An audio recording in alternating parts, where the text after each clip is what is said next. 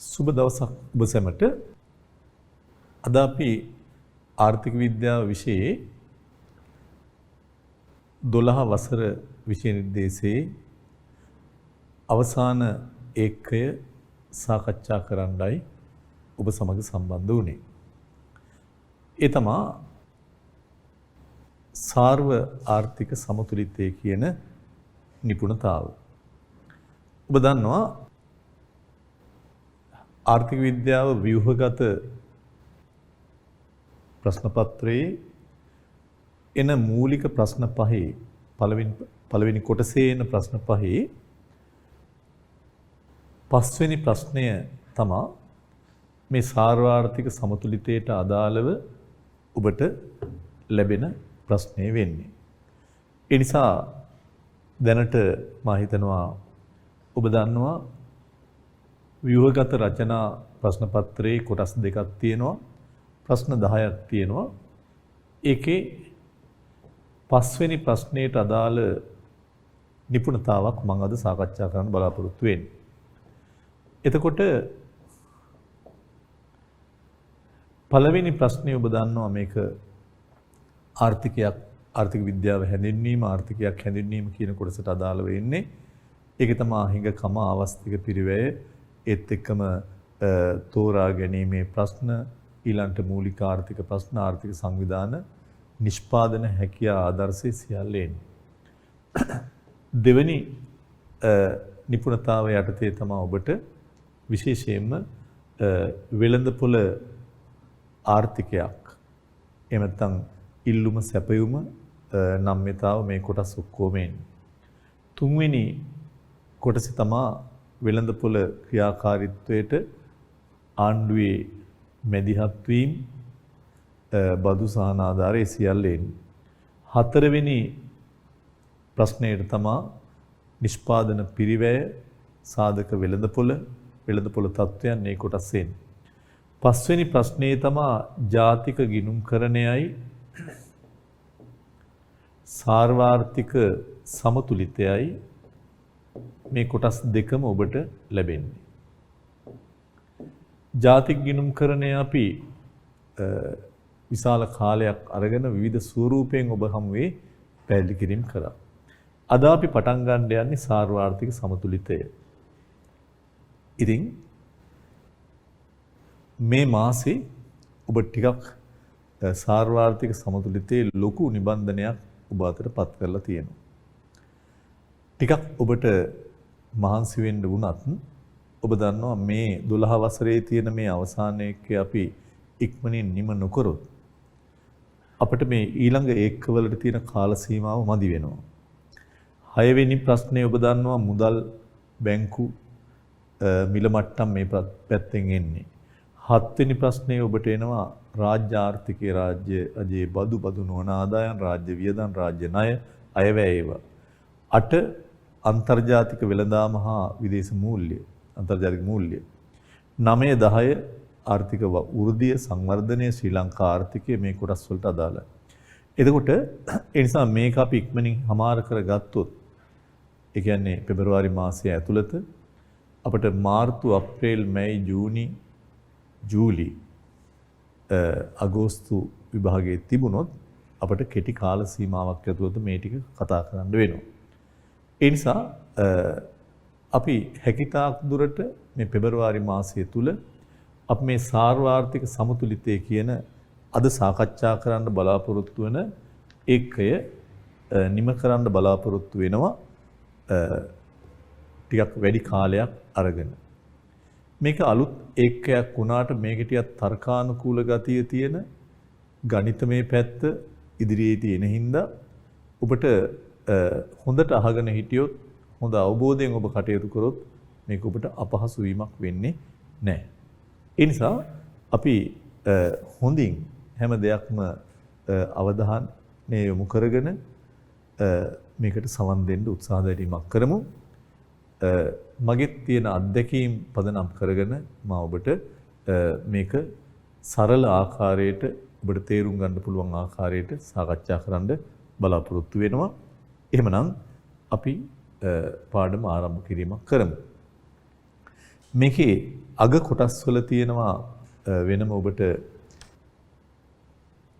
විභාගයේ ඇහුව ප්‍රශ්න කීපයක් යොදලා ඒවත් අපි ඉදිරියේදී වරින් වර සාකච්ඡා කිරීම කරනවා.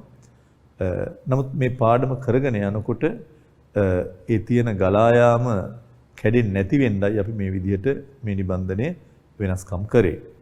එතකොට මුලින්ම මේ එක පටන් ගන්න ඉස්සරලා ඔබ දන්න දෙයකින් මම එනවා. ඒ තමයි ඔබ දන්නවා ආර්ථිකයක නිෂ්පාදන ධාරිතාව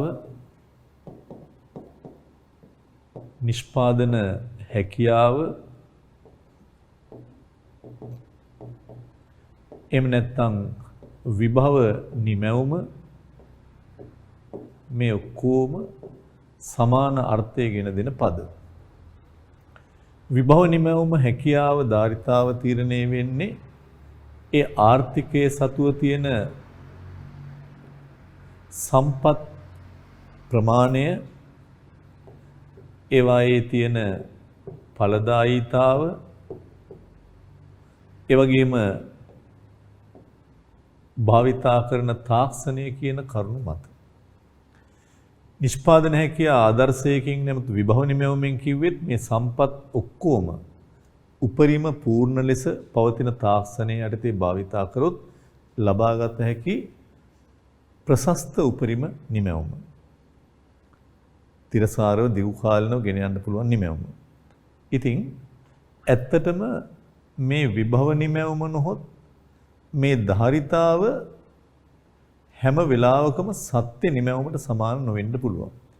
මේ සම්පත් පළදාව තාක්ෂණයේ භාවිතා කරලා අපි ලබා ගන්න සත්‍ය නිමැවුම සමහර විට මේ ධාරිතාව විභව නිමැවුම හැකියාවට වඩා අඩු වෙන්න බොහෝ විට ඉඩ තියෙනවා.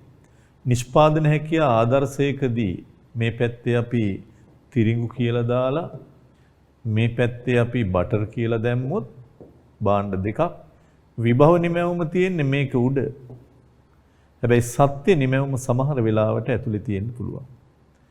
ඒකට මේ සාධක සියල්ල භාවිතා නොවීම, උපරිම වශයෙන් භාවිතා නොවීම, තාක්ෂණයේ සමහරට උපරිමාකාරය යොදා නොගැනීම මොනවා හරි හේතුවක් මත සත්‍ය නිමැවුම සමහරට මෙතන තියෙන්නත් පුළුවන්, මෙතන තියෙන්නත් පුළුවන්, මේක උඩ තියෙන්නත් පුළුවන්.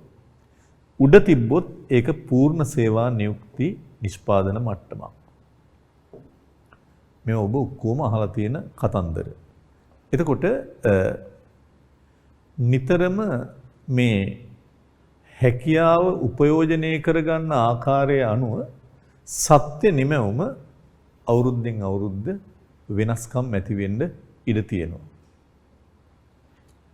ඒක අපි ව්‍යාපාර චක්‍රවලිනුත් කිව්වා ඔබට මතක ඇති. මේ පැත්තේ අපි කාලය දාලා මේ පැත්තේ මූර්ත නිමැවුම දාලා විභව නිමැවුම පෙන්වුවා මෙහෙම. නමුත් සත්‍ය නිමැවුම දෝලණය වෙනවා කියලා අපි කිව්වා. ඒක අඩු වැඩි වීම වෙනවා.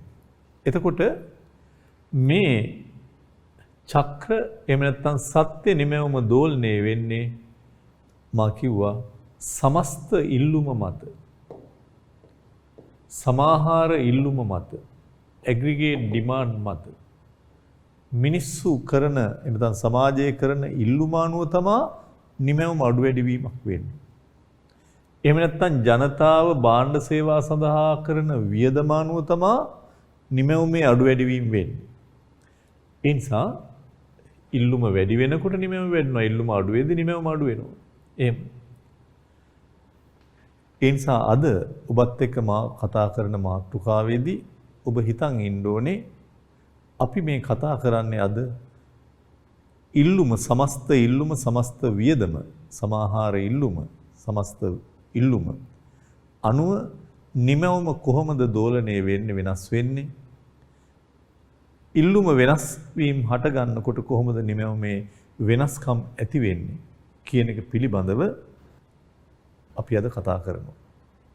ඒ නිසා ඒ සඳහා තමයි මේ සාර්වාර්ථික සමතුලිතය කියන ඒකයට ප්‍රවේශ වීමක් වෙන්නේ. ඒ නිසා ඒ ඉල්ලුම අනුව නිමැවුම වෙනස් වීම වෙලා සමතුලිතයේ වෙනස් වෙන ආකාරය අපි කතා බහ කරනවා. ඒතර පළවෙනි පිටුවෙන් ඔබට විස්තර කරන්නේ ඒක. අපි කෙලින්ම එනවා සාර්වාර්ථික සමතුලිතය කියන මාතෘකාවට. මේ වචන දෙකත් වෙන වෙනම ඔබ හොඳට අඳුරගත්ත වචන දෙකක්. සාර්ව ආර්ථික විද්‍යාව ඔබ දන්නවා. මොකද්ද? සාර්වාර්ථික විද්‍යාව කියන්නේ සමස්ත ආර්ථික විචල්යන්ගේ හැසිරීම විග්‍රහ කරන විෂය. සමස්ත ආර්ථික විචල්යන්ගේ හැසිරීම විග්‍රහ කිරීමක් තමයි අපි හැම වෙලාවකදීම සාර්වාර්ථික විද්‍යාවෙන් කරන්නේ. කියන්නේ නිමැවුම, සේවා නියුක්තිය, මිල මට්ටම්, ආයෝජන මේ වගේ සමාහාර සමස්ත ආර්ථික විචල්යන්ගේ හැසිරීම තමයි අපි සාර්වාර්ථික විද්‍යාවෙන් කතා කරන්නේ. සූක්ෂම ආර්ථික විද්‍යාවෙන් කේවල තනි කුඩා ඒකකවල හැසිරීම තමයි බලන්නේ. සමතුලිතයත් ඔබ හොඳට ඉගෙන ගත්ත අය. සමතුලිතයකදී මොකද්ද වෙන්නේ? පරස්පර විරෝධී බලවේග කිසියම් මොහොතක එකගත්වයකටපත් වෙලා ඒවා විචලනය නොවි වෙනස් නොවි එතනම තියෙනවා යම් අවස්ථාවක. වෙනස් වෙන්න බලපාන සාධක වෙනස් නොවි එක මොහොතක තියෙනවා. එක තැනක. ඒ නිසා විරුද්ධ බලවේග අන්‍යෝන්‍ය වශයෙන් එකගත්වයකටපත් වෙලා තුලණය වෙලා තියෙන අවස්ථාව තමයි සමතුලිතය. වචන දෙක මම වෙන වෙනම කිව්වා. මම දැන් කතා කරන්න යන්නේ සාර්වාර්ථික සමතුලිතය කියන සමස්ත දේ පිළිබඳව. එතකොට මේකෙදි මම විශේෂයෙන්ම ඔබට කියන්න ඕනේ මේ සමතුලිතයේදී අපි කතා බහ කරන එහෙම නැත්නම් ඔබත් එක්ක සාකච්ඡා කරන ප්‍රධානම දේ සමස්ත නිමැවුම.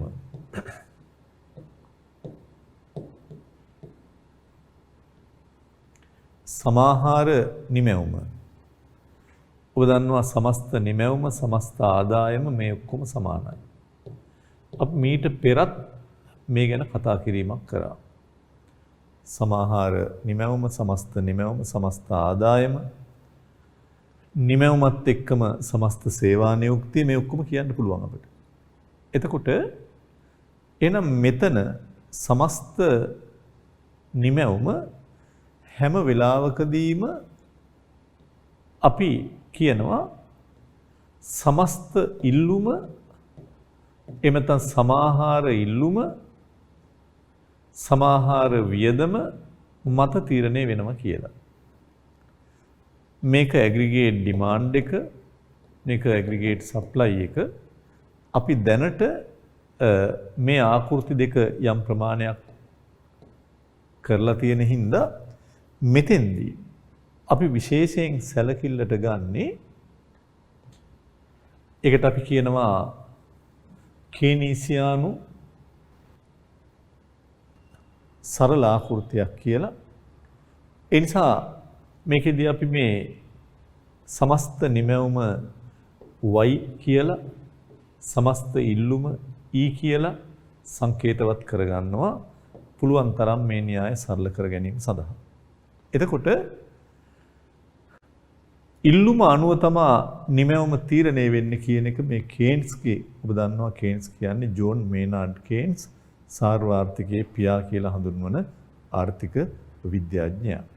ඒ නිසා ඒ කේනීසියානු න්‍යාය කේන්ස්ගේ න්‍යායේ හැම වෙලාවකම කේන්ස් කියන කතාවක් තමයි මේ නිමැවුම ඉල්ලුම මත නොහොත් වියදම් මත තීරණය වෙන දෙයක් කියන එක. ඒ නිසා මෙතෙන්දී අපි කතා කරන්නේ සමස්ත ආර්ථිකයේ සාර්වාර්ථිකයේ සමතුලිතය පිළිබඳව නිසා එතන එකිනෙකට විරුද්ධ බලවේග දෙකක් විදිහට අපි මේ වියදමයි නිමැවුමයි පිළිබඳ සාකච්ඡා කරනවා. අපි වෙළඳපොළ ආර්ථිකයේ ඉල්ලුම සැපයුම කතා කරා වගේම තමයි මේක සමස්ත නිමැවුම මේක සමස්ත ඉල්ලුම. ඒකෙදි අපි හැම වෙලාවකදීම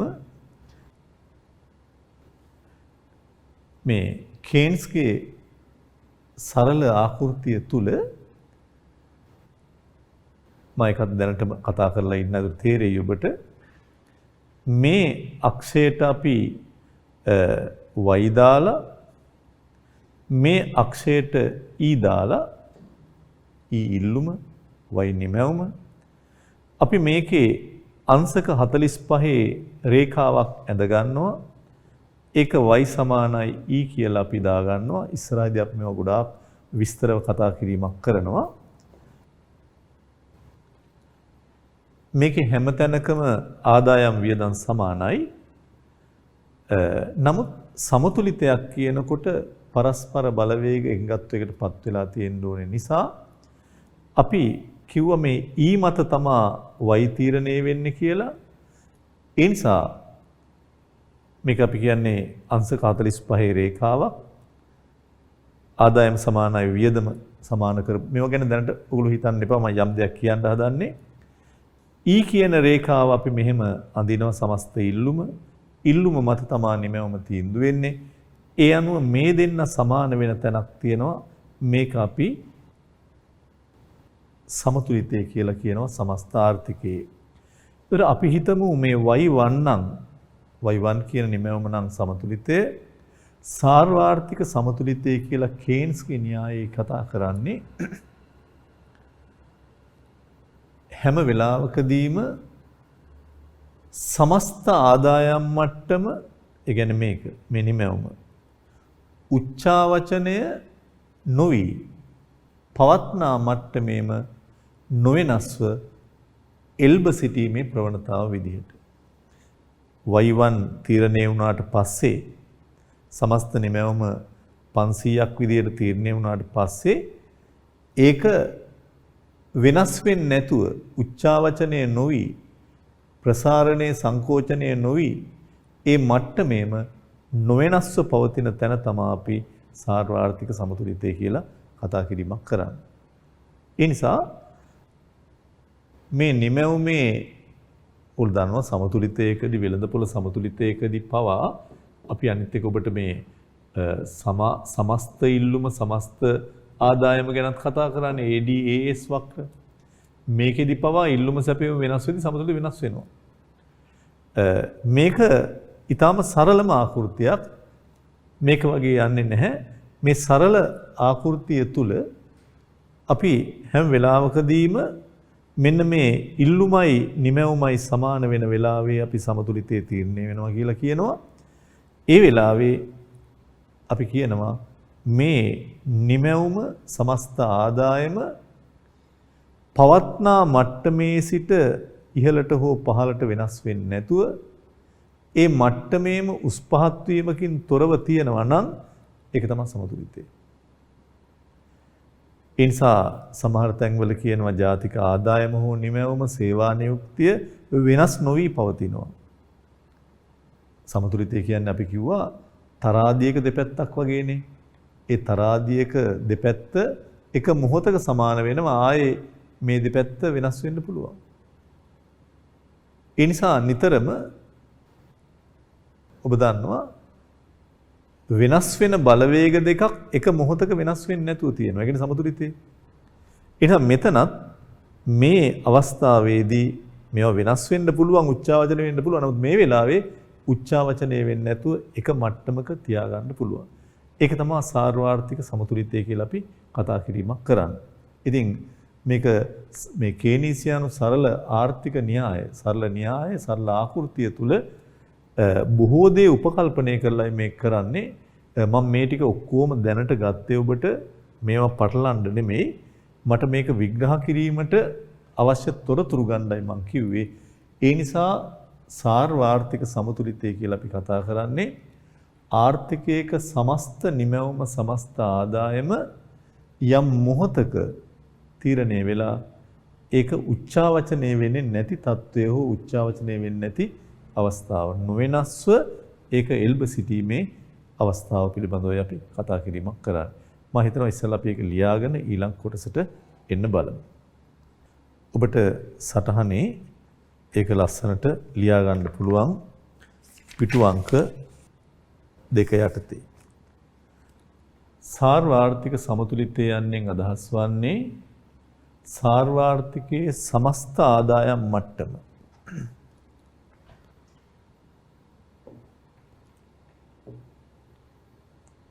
උච්චාවචනය නොවි පවත්නා මට්ටමෙහිම නොවෙනස්ව එල්බ සිටීමේ ප්‍රවණතාවයයි.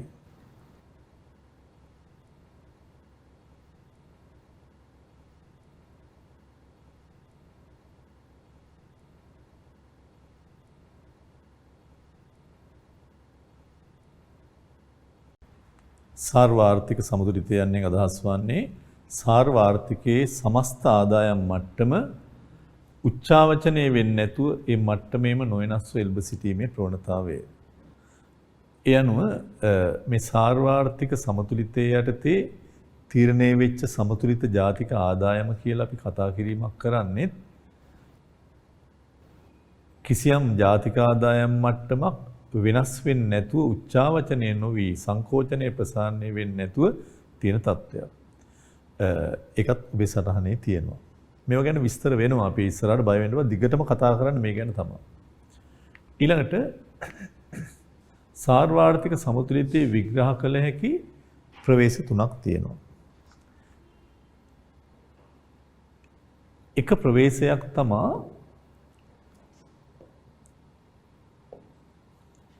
එක ප්‍රවේශයක් තමයි සමාහාර ඉල්ලුම් සමාහාර සැපයුම් ප්‍රවේශය. ඔබ මම මේ කියන කතාව නිකන්වත් අහලා නැත්නම් මේක දිගින් දිගට කතා බහ කරගෙන යනකොට මේවා වචන සාමාන්‍ය දේවල් බවට පත් වෙයි. මේ සමතුලිතයේ පෙන්වන්න පුළුවන් එක ආකාරයක් විග්‍රහ කරන්න පුළුවන් එක ආකාරයක් තමයි සමාහාර ඉල්ලුම් සමාහාර සැපයුම් කියන ප්‍රවේශය. මේකට සමානයි කියන මේක අපි ඉගෙන ගත්තා AD aggregate demand AS aggregate supply. ඒතර මේක තමයි එක ප්‍රවේශයක්. අපි අද සාකච්ඡාවට භාජනය කරන්නේ සමස්ත ආදායම් සමස්ත වියදම් ප්‍රවේශය.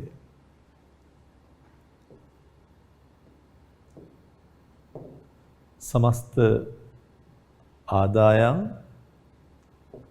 සමස්ත වියදම් ප්‍රවේශය. සමස්ත ආදායම් Y සමස්ත වියදම් E.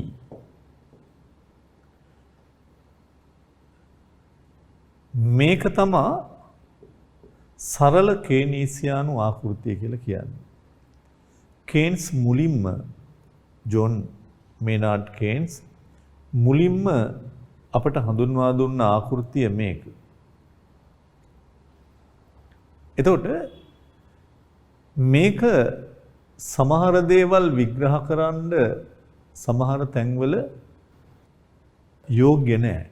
සමහර දේවල් විග්‍රහ කිරීමේදී මේ ආකෘතිය අඩුපාඩු තියෙනවා.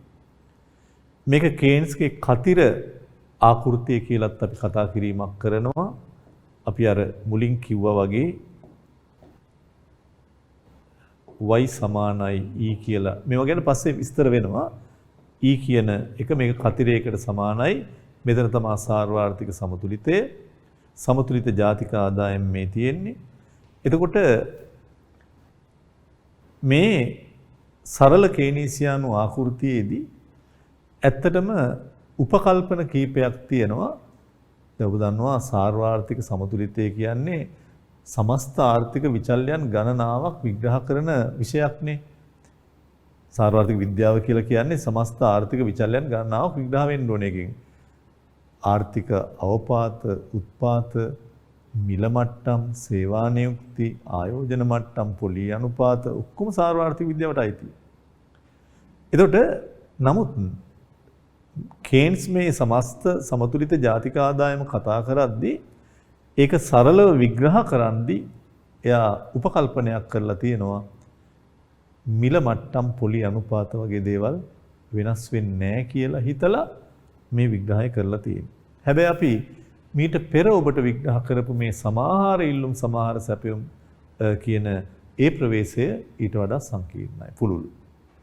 ඒ නිසා මේ සරල ආකෘතියකට අපි දැන් කතා කරගෙන යන්නේ ඒ කියන්නේ තව ඉදිරියේ කතා කරනවා. ඒ වගේම මේක හරහාම මේ දෙවෙනි කාරණය හරහාම අපට සම්බන්ධ වෙනවා තවත් ප්‍රවේශයක්. ඒ තමයි කාන්දු වීම විදීම් කියන ප්‍රවේශයක්. ඒකෙනුත් අපට ඔය සාර්වාර්ථික සමතුලිතය විග්‍රහ කරන්න පුළුවන්. කාන්දු වීම එහෙම නැත්නම් ගිලිහීම් withdrawal කියලා අපි ගන්නෙ. විදීම් ඉන්ජෙක්ෂන් කියලා අපි ගන්නවා. ඒ නිසා අපි අද සැලකිල්ලට ගන්න මෙන්න මේ 2 හා 3 කියන කාරණා වලට අදාළ පැත්ත මේක අපි දැන් කතා කරලා ඉවරයි. ඒ නිසා ඒ ගැන අපි ආයෙ කතා කරන්න යන්නේ නැහැ පුළුල්ව. ඒක අපි ලියාගෙන ඉමු. එක සමාහාර ඉල්ලුම් සමාහාර සැපයුම් ප්‍රවේශය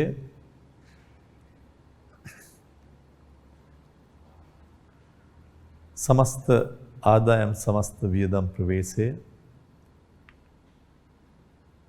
खांदुवीम समानाय वियदम प्रवेशे W समानाय J खांदुवीम समानाय विदीम प्रवेशे W समानाय J खांदुवीम समानाय विदीम प्रवेशे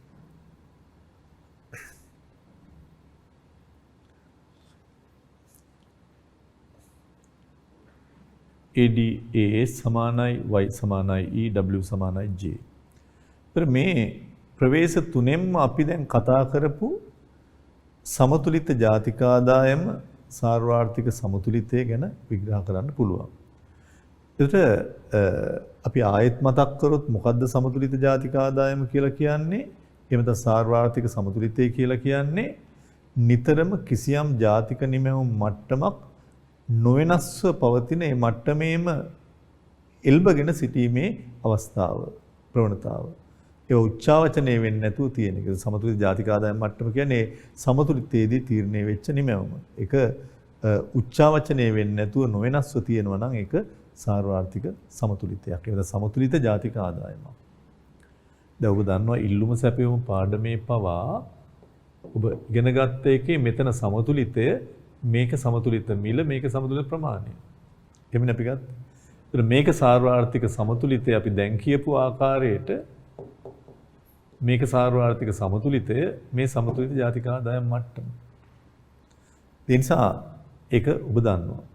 මේ කාරණා තුනෙන් මොනවද කියන්නේ කියන එක ඊටාම පුළුල්ව අපි ඉදිරියේදී සාකච්ඡා කරන කල් කෙටියෙන් මම ඔබට මේක නිකන් ඔබේ මනස තුල සටහන් කළොත් පළවෙනි කාරණයෙන් කියන්නේ මේ පළවෙනි කාරණයෙන් කියන්නේ හැම වෙලාවකම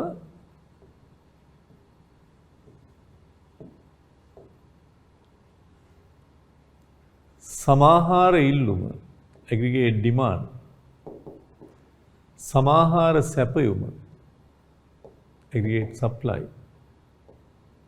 මෙන්න මේ දෙක තුලණය වීම තුල තීරණය වෙන සමස්ත නිමැවුම ගැන. ADA සමාන වීම යන කොන්දේසිය මත සාර්ව ආර්ථික සමතුලිතය තීරණය වීම අපි ඒ ප්‍රවේශය යටතේ කතා කරනවා. ඒක අපි කතා කරා. ඊළඟ දෙවැනි එක සමස්ත ආදායම් වියදම් ප්‍රවේශය යටතේ අපි කතා කරනවා කියලා කියන්නේ මේ ප්‍රවේශය දැන් මම ටිකකට ඉස්සෙල්ලා කතා කරපු y හා e මේ පැත්තේ අපි y දාලා මේ පැත්තේ e යොදලා මේක y සමානයි e කියලා අපි පෙන්නලා මේක e කියලා මේවා එන හැටි අරම පස්සේ කතා කරමු. මෙතන සමතුලිතයේ තීරණය වෙන ආකාරය පිළිබඳව තමයි එතන අපි කතා කරන්නේ. ඒක තමයි සමස්ත ආදායම් වියදම් ප්‍රවේශය. කාන්දු වීම විදීම් ප්‍රවේශය කියලා අපි කතා කිරීමක් කරන්නේ විශේෂයෙන්ම ඔබ ඉගෙනගත්ත ජාතික ආදායම් චක්‍රීය ප්‍රවාහය ඔබ දන්නවා. ඒ චක්‍රීය ප්‍රවාහයේ මෙතන කුටුම්බ හිටියොත් මෙතන ව්‍යාපාරාංශය හිටියොත් කුටුම්බයන්ට ආදායම් ලැබෙනවා. නැවත කුටුම්බයෝ භාණ්ඩ ගන්න වියදම් කරනවා. නමුත් මේ චක්‍රීය ප්‍රවාහයෙන් මේ ආදායමෙන් කොටසක් මේ කුටුම්බ අංශයෙන් එළියට යනවා. ඒ එළියට යන ඒවා අපි හඳුන්වන්නේ කාන්දු වීම විදිහට. ඒ වගේම මේ එන ප්‍රවාහයට පිටින් යම් යම් එකතු වීම වෙනවා. ඒවා අපි විදීම් විදිහට හඳුන්වනවා. ඒ දෙන්න සමාන වෙන අවස්ථාවේදී සමතුලිත ජාතික ආදායම තීරණය වෙන ආකාරය පිළිබඳවයි අපි ඒකෙදි සාකච්ඡා කිරීම කරන්නේ. ඔන්න මම ඔබට යම් ආකාරයක දල ප්‍රවේශයක් ගත්තා. අපි මේ කතා කරන දේ පිළිබඳව හැබැයි මේ මුලින් කියන හැම දෙයක්ම ඔබට තේරුම් ගන්න අමාරුයි. නමුත් ප්‍රවේශයක් විදිහට අපි මේවා දැනන් ඉන්න එක හොඳයි. ඒ අනුව පළවෙනි කොටසේ කියනවා ADAS කිසියම් කාල පරිච්ඡේදයක් තුල ආර්ථිකයේ සමාහාර ඉල්ලුම සමාහාර සැපයුම සමාන වීම යන කොන්දේසිය මත සාර්වත්‍රික සමතුලිතය තීරණය වීම මේ ප්‍රවේශය ඔස්සේ විග්‍රහ වෙනවා. y සමානයි e කියන එක යටතේ කිසියම් කාලයක් තුල ආර්ථිකයේ සමස්ත ආදායම වියදමට සමාන වීම යන කොන්දේසිය මත සාර්වත්‍රික සමතුලිතය තීරණය වීම ගැන කතා කරන්නේ. w සමානයි j කියන්නේ කාන්දු වීම එකතු වීම වලට සමාන වීම යන කොන්දේසිය මත සමතුලිතයේ තීරණය වීම ගැන කතා කිරීම.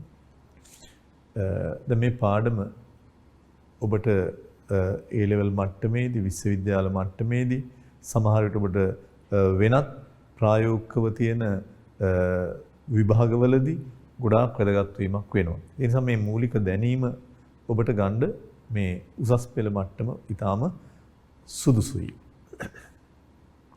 යටින් මේකේ විග්‍රහයක් කියනවා පෙර නිබන්ධනය. මේක ඉස්සෙල්ලා අපි කතා කරේ ADAS විශ්ලේෂණය. ඒකින් සමාහාර ඉල්ලුම් සැපයුම් ප්‍රවේශය ඔස්සේ සාර්වත්‍රික සමතුලිත තීරණය වන ආකාරය අධ්‍යයනය කරුණා. මේ නිබන්ධනයෙන් සමස්ත ආදායම් වියදම් ප්‍රවේශය හා විදීම් කාන්දු වීම ප්‍රවේශය ඔස්සේ සමතුලිත ජාතික ආදායම තීරණය වන ආකාරය අපි විමර්ශනය කරලා බලනවා. YE සහ W සමානයි J යන ප්‍රවේශ දෙක තමයි මේකදී අපි සලකා බැලීම කරන්නේ. අපි ඉස්සෙල්ලාම ගන්නවා සමස්ත ආදායම් වියදම් ප්‍රවේශයේ ඔස්සේ සාර්වත්‍රික සමතුලිතය තීරණය වන ආකාරය. අපි දැන් ඔබත් එක්ක කතා කරන්නේ ඔබේ නිබන්ධනයේ 3 වෙනි පිටුව. මේකෙදි මුලින්ම අපි සමාහාර වියදම aggregate expenditure AE එමෙත aggregate demand AD එමෙත E ගැන අපි කතා කරමු. මේක ඉතාම වැදගත්. හැම තැනම කතා කරන එකක්. මේක මීට පෙරත් අපි කතා කරා. ඔබ දන්නවා සමාහාර වියදම එමෙත සමාහාර ඉල්ලුම කියද්දී ඔබට හුරු වචන ඉල්ලුම. ඔබ දන්නවා ඉල්ලුම කියන්නේ අතීත හෝ වර්තමාන සිද්ධියක් නෙමෙයි. ඉල්ලුම කියන්නේ සූදානමක් සැලැස්මක්. මෙතෙන්දිත් ඒ න්‍යාය එහෙමයි. ඉල්ලුම කියන්නේ සැලැස්මක් එහෙම නැත්නම් සූදානමක්. එහෙනම් සමාහාර ඉල්ලුම කියලා කියද්දි මොකද්ද මේකේ අදහස? සමාහාර ඉල්ලුම නොහොත් සමාහාර වියදම කියලා කියන්නේ ආර්ථිකයක නිමැවුම ලබා ගැනීම සඳහා ඒ නිපදවන භාණ්ඩ සඳහා ඒ භාණ්ඩ ලබා ගන්න වැයකරන්න සැලසුම් කරලා තියෙන සමස්ත අගයේ සමස්ත වියදම කීයද කියන එක. මම ආයෙ කිව්වොත් සමස්ත ඉල්ලුම කියලා කියන්නේ සැලැස්මක් තාම කරපු දෙයක් නෙමෙයි. ඒ නිසා යම් කාල පරිච්ඡේදයක් තුල ආර්ථිකයක් නිපදවන භාණ්ඩ හා සේවා සඳහා වැයකරන්න සැලසුම් කරලා තියෙන මුළු මුදල මුළු වියදම කීයක්ද කියන එක. ඒක මම කිව්වේ කේනීසියානු න්‍යාය අනුව හැම වෙලාවකදීම ඉල්ලුම සමස්ත ඉල්ලුම අනුව තමා නිමැවුම තීන්දුව වීමක් වෙන්නේ. ඊ අනුව තමා වයි තීරණය වෙන්නේ. ඊ වියදම වයි නිමැවුම. ඒ නිසා සමාහාර වියදම කියන්නේ යම් කාල පරිච්ඡේදයක් තුල ඔයාලා දන්නවා වියදම නිමැවුම කියන්නේ ප්‍රවාහනේ දිගට දිගට යනවා. එහෙනම් අපි ඒවා කාලයකට සම්බන්ධ කරන්න ඕනේ. ඉල්ලුම අපි භාණ්ඩක ඉල්ලුම නිර්වචනය කරද්දිත් වෙළඳපොළ ඉල්ලුම නිර්වචනය කරද්දිත් අපි දැක්කා නිශ්චිත කාල පරිච්ඡේදයක් කියලා අපි කියනවා. මේකත් යම් නිශ්චිත කාල පරිච්ඡේදයක් තුල ආර්ථිකයක නිපදවන මේ භාණ්ඩ හා සේවා සඳහා කොච්චර ඉල්ලුමක් තියෙනවද කියන එක තමයි සමස්ත ඉල්ලුමෙන් විග්‍රහ වෙන්නේ. මේ දෙක සමානයි නම් ආර්ථිකයේ සමතුලිතයි. ඒ නිසා සමාහාර වියදම කියලා අපි හැම වෙලාවකම කතා කරන්නේ ආර්ථිකයක නිශ්චිත කාල පරිච්ඡේදයක් තුල නිපදවන භාණ්ඩ හා සේවා සඳහා අපේක්ෂා කරන මුළු ඉල්ලුම. ඒ නිමැවුම සඳහා කොච්චර ඉල්ලුමක් තියෙයිද කියලා අපි බලනවා. වියදම කීයද කියලා අපි බලනවා. ඒක E කියන අකුරින් තමයි සංකේතවත් වෙන්නේ. ඔබට මතක ඇති මීට පෙරත් අපි කතා කරා මේ නිමැවුමට කවුද ඉල්ලන්නේ? මේ නිමැවුමට ඉල්ලනවා කුටුම්බාංශය. මේ නිමැවුමේ තියෙනවා පරිභෝජන භාණ්ඩ, මේ නිමැවුමේ තියෙනවා ආයෝජන භාණ්ඩ නොහොත් ප්‍රාග්ධන භාණ්ඩ. කවුද මේකට ඉල්ලන එක පාර්ශවයක්? කුටුම්බයෝ. පෞද්ගලික අංශයේ පරිභෝජනයට ඉල්ලනවා. මේකේ භාණ්ඩ සේවා සඳහා පරිභෝජන භාණ්ඩ සේවා සඳහා රජයත් ඉල්ලනවා G. මේක පෞද්ගලික පරිභෝජන රජයේ පරිභෝජනය. මේකේ තියෙන ප්‍රාග්ධන භාණ්ඩ වලට ව්‍යාපාරික අංශය ඉල්ලනවා. ව්‍යාපාරික අංශය කියන්නේ පෞද්ගලික හෝ රජයේ වෙන්න පුළුවන්. I ප්‍රාග්ධන භාණ්ඩ නොහොත් ආයෝජන භාණ්ඩ වලටත් ඉල්ලනවා. මේකේ තියෙන නිමැවුම මේ නිමැවුම වෙනුවෙන් පිටරට අයත් ඉල්ලනවා. ඒක අපි සුද්ධ අපනයන කියලා ගන්නවා NX net export.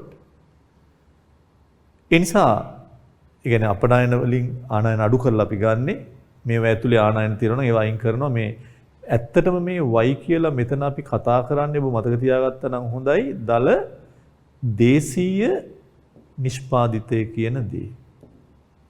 අපේක්ෂිත දල දේශීය නිෂ්පාදිතය.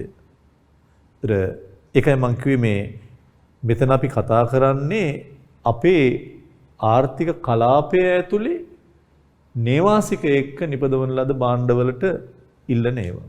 පිටරට අයත් ඉල්ලනවා අපේ භාණ්ඩවලට. ඒ නිසා මේ සමස්ත නිමැවුම සඳහා අපේක්ෂා කරන ඉල්ලුම පිළිබඳවයි අපි මේ කතා කරන්නේ.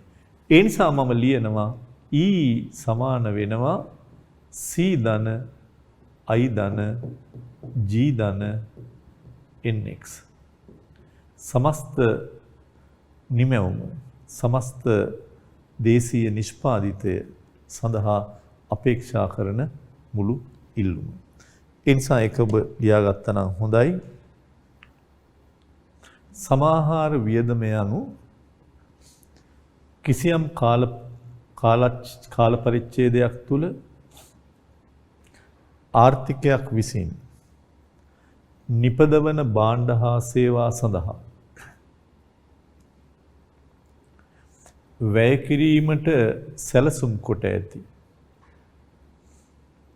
කිරීමට සැලසුම් කොට ඇති සමස්ත වියදමේ අගයයි.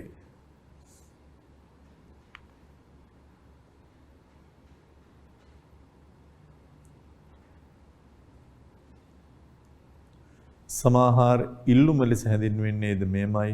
මේක E වලින් සංකේතවත් වෙනවා. ඒක නෝට් එකේ තියෙනවා.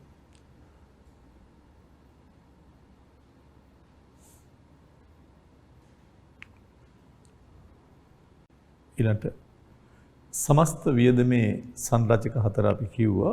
ඔබට ලියා ගන්න පුළුවන්. පෞද්ගලික පරිභෝජනය C, ආයෝජන වියදම I, රජයේ මිලදී ගැනීම G,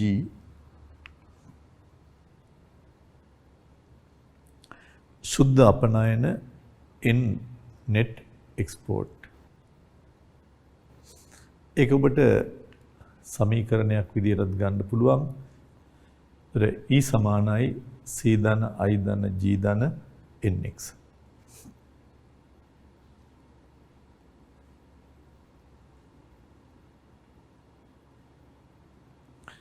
E සමානයි C ධන I ධන G ධන NX. ඊළඟට අපි එනවා සමාහාර ආදායම හෝ නිමැවුම aggregate income product Y කියලා අපි ඒක සංකේතවත් කරනවා. සමාහාර වියදම අපි හැඳින්වුවේ කිසියම් කාල පරිච්ඡේදයක් තුල ආර්ථිකයක භාණ්ඩ හා සේවා නිමැවුම සඳහා අපේක්ෂා කරන ඉල්ලුමනේ.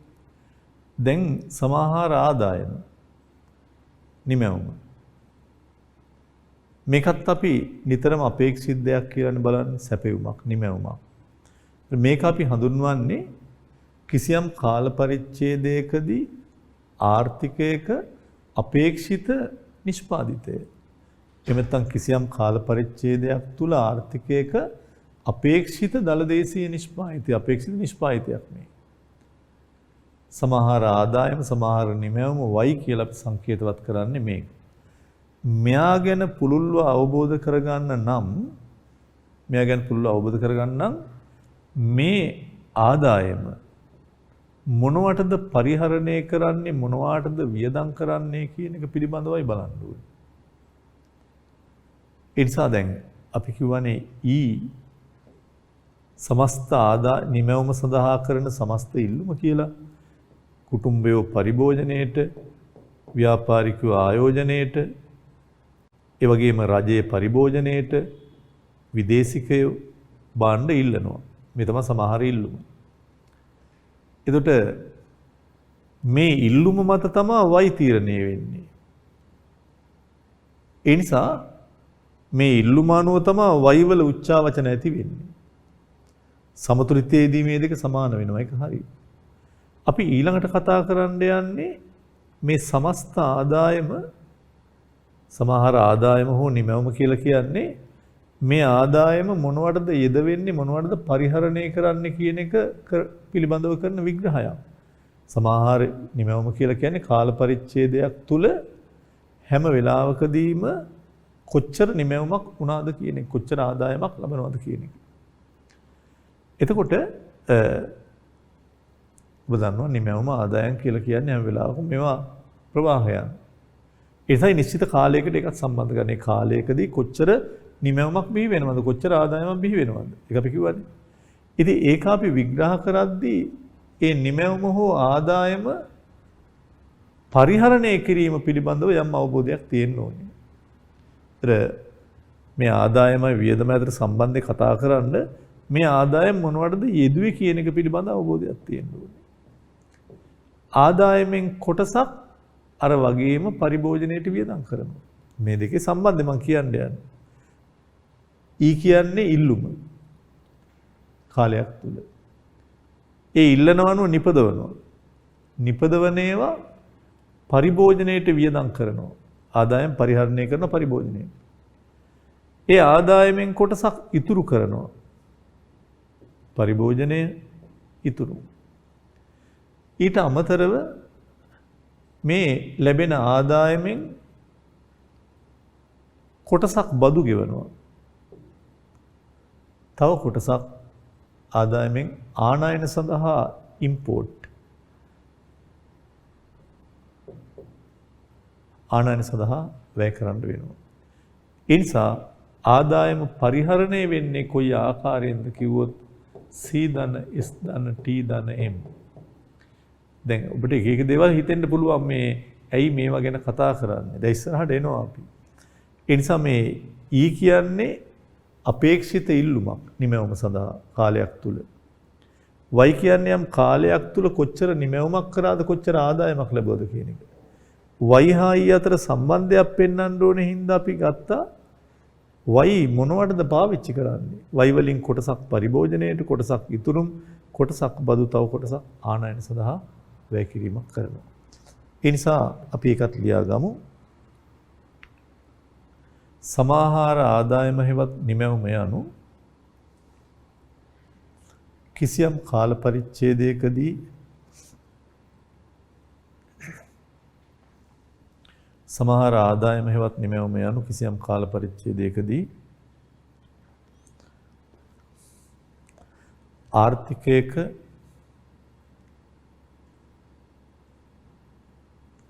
එකත් අපේක්ෂිත අනාගතය ගැන කියන්නේ නිෂ්පාදිත හෝ ආදායම් මට්ටමයි.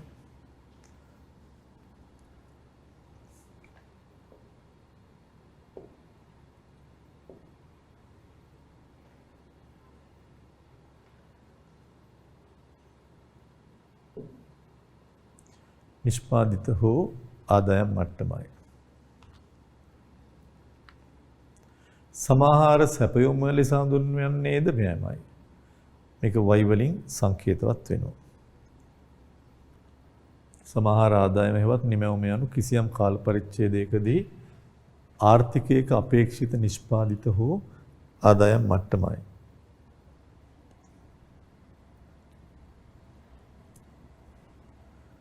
ඊළඟට යටින් ආදායම භාණ්ඩ හා සේවා මිලදී ගැනීමට වියදම් කිරීමේදී වියදම් ප්‍රවාහයක් බිහිවන බැවින් ආදායම හා වියදම අතර සම්බන්ධතාව හඳුනා ගන්න. ආදායම වියදම් කරනව නැවත මේ ආදායම් පරිහරණය කිරීම පිළිබඳ අවබෝධයක් තියෙන්න ඕනේ කියලා කියන්නේ මෙන්න මේ කටයුතු වලට තමයි ආදායම යොදන්නේ. පරිභෝජනයේට, පුජ්‍යලිකාංශය ඉතුරු කරන්න, බදු ගෙවන්න ආදායම.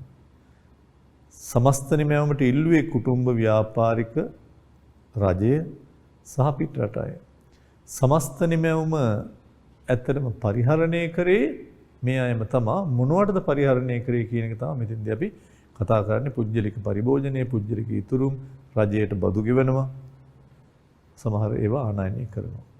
ඒකත් ඔබට ලියා ගන්න ඉඩ තියලා තියෙනවා y සමානයි c ධන s ධන t ධන m.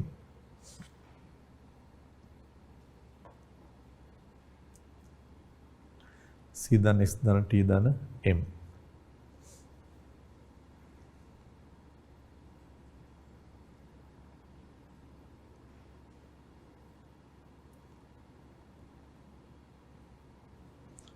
ඊළඟ යටින් පොඩි සටහනක් කියනවා කිසියම් ආර්ථිකයක සාර්වාර්ථිකය සමතුලිතතාවයට පත්වන්නේ මේ සමස්ත නිමැවුමේ වටිනාකමට සමාන වූ වියදමක් හෙවත් ඉල්ලුමක් හට ගන්න විට. ඒක මම කිව්වේ කේන්ස්ගේ න්‍යාය හැම වෙලාවකම කියන්නේ E මත y තීරණය වෙනවා.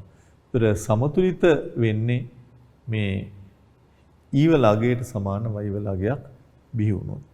ඒ නිසා ජාතික ආදායම් මට්ටමක් සමතුලිත වෙන්න නම් මේ කොන්දේසිය ඉටු වෙන්නම ඕනේ. ඒකත් ලියා ගන්න පුළුවන්. සමස්ත ආදායම සමානයි සමස්ත වියදම y සමානයි E.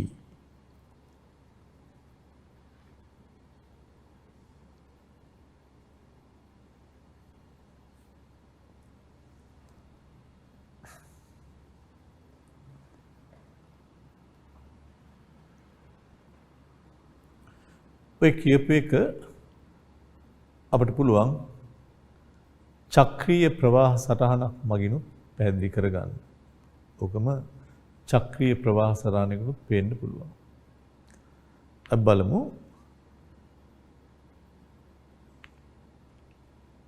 වම් පැත්තේ ඔබේ සටහනේ තියෙන කුටුම්බාංශය, දකුණේ නිෂ්පාදනාංශය කුටුම්බාංශයට නිෂ්පාදනාංශයෙන් සමස්ත නිමැවුම යනවා.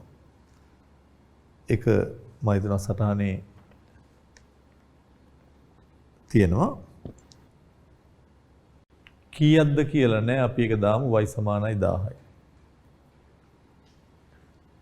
ඊළඟට කුටුම්බාංශයෙන් නිෂ්පාදනාංශයට යනවා ඉල්ලුමක්. ඒකත් 1000යි. සමස්ත ඉල්ලුම හෙවත් වියදම.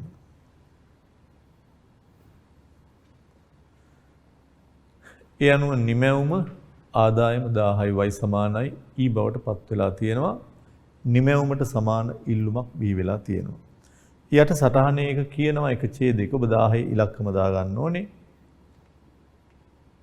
මෙම ආර්ථිකයේ නිෂ්පාදනාංශය විසින් මිලට ගනු ලැබූ සාධක සේවා සඳහා කුටුම්බ වෙත මිලියන 1000ක ආදායමක් ලැබෙනවා. සාධක වල 1000ක් ලැබෙනවා. ඒ සාධක සේවා භාවිතා කොට නිපදවන නිමැවුමේ වටිනාකමද ඒ සඳහා වැය වූ පිරිවැය වන මිලියන 1000ට සමානයි. ඒ කියන්නේ මේ අය සාධක මේ අයට දීලා මේ අය සාධක ආදායම් ගෙවනවා ශ්‍රමයට වැටුප් භූමියට බදු කුලී ප්‍රාග්ධන්ට පොලි ව්‍යවසායකත්වයට ලාභ ඒ සාධකාරම් නිපදවපු භාණ්ඩ හා සේවාවල වටිනාකමත් 1000යි කියලා කියන්නේ. ඉතින් මේ අය ඒ 1000 දීලා මේ නිමැවුම මිලදී ගන්නවා. ඊළඟ ඡේදය කියනවා මේ ආර්ථිකයේ නිමැවුමේ හා ආදායමේ වටිනාකම රුපියල් මිලියන 1000ක් වන අතර ඒ 1000 නොවෙනස්ව තියාගන්න නම් මේ 1000 උච්චාවචනය වෙන්නේ නැතුව තියාගන්න නම් 1000ක ඉල්ලුමක් තියෙන්න ඕනේ. ඊ 1000ක් වෙන්න ඕනේ.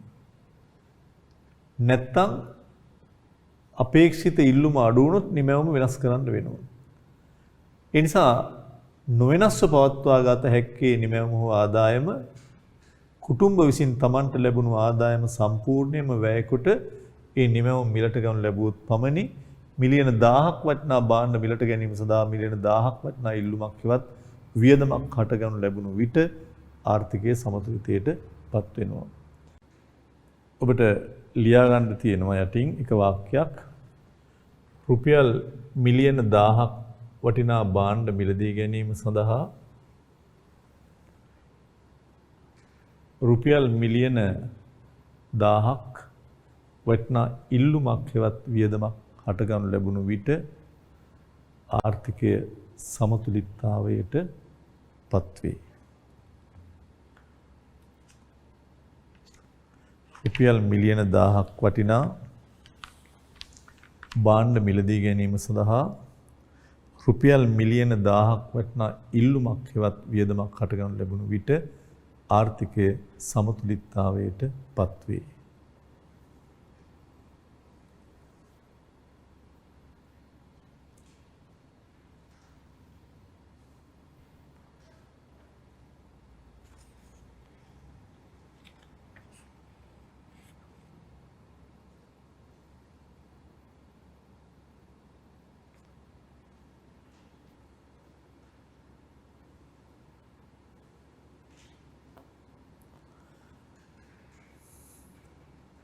රුපියල් මිලියන 1000ක් වටිනා භාණ්ඩ මිලදී ගැනීම සඳහා රුපියල් මිලියන 1000ක් වටිනා ඉල්ලුමක් හෙවත් වියදමක් හට ගනු ලැබුණු විට ආර්ථිකයේ සමතුලිතතාවයට පත්වේ.